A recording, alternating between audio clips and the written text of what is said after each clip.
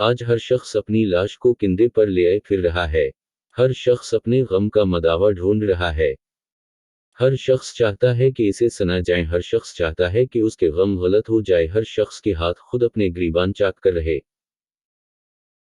ہیں۔ وہ منتظر ہے کہ کوئی ان ہاتھوں کو ہٹانے والا تو ہو، پڑھانے والے بہت ہیں، ریٹا لگوانے والے بہت ہیں، چرب زبانی کرنے والے بہت ہیں، سبز باغ دکھانے والے بہت ہیں، مگر میں ڈھونڈتا ہوں زندگی کہاں گئی، میں کندھا تلاش کرتا ہوں جو مجھے کہیں نظر نہیں آتا۔ نوجوانوں کی فوج در فوج موجود ہیں لیکن سمت نہیں ہے، سکون کے ذرائع نہیں ہے، ہر طرف فرسٹریشن ہیں، اور وہ اسے کہیں نہ کہیں نکال رہے ہیں، وہ بس اپنا وقت کاٹ کر کام چلا رہے ہیں، انہیں گالیاں سنا پڑتی ہیں، کیونکہ وہ اگر کام بھی کرتے ہیں تو کسی کے کندھے پر سر رکھ کر اپنا کندھا دینے کو تیار نہیں ہے۔ نتیجہ یہ ہے کہ بیزاری اور الجھن بڑھتی جا رہی ہے،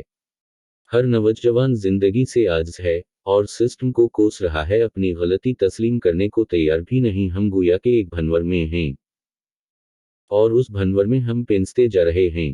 ہم ڈوبتے جا رہے ہیں، ہمیں ادراک ہی نہیں ہے کہ ہم کس قدر خطرات میں گرتے جا رہے ہیں۔ آخر اس کا حل کیا ہے؟ خدارہ اپنے ساتھ مؤخذ ہو جائے، یہ زندگی جو 20-22 ہزار دنوں پر مشتمل ہیں صرف ایک بار ملی ہے، اسے پورے خلوص اور محبت کے ساتھ گزاریے، خلوص اپنی ذات کے ساتھ، محبت اپنے آپ سے۔ جس دن آپ نے اپنے ساتھ خلوص اور محبت اختیار کر لی اس دن آپ کو کندھا مل جائے گا۔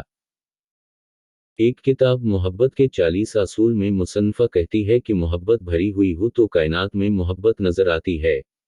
اپنے اندر محبت ہو تو کسی کو محبت دے سکتے ہیں، جو چیز اپنے اندر ہی نہیں ہے وہ دینا بہت مشکل ہے۔ اگر کسی کی شفقت ملے تو پھر کبھی نہ بھولیے کہ اب آپ کو بھی شفقت دینی ہے۔ اسی طرح زندگی کا پہیہ گھومتا رہے گا اور محبت اور شفقت پھیلتی رہے گی، یہ محبت و شفقت دوسروں کے لیے کندھا بنے گی۔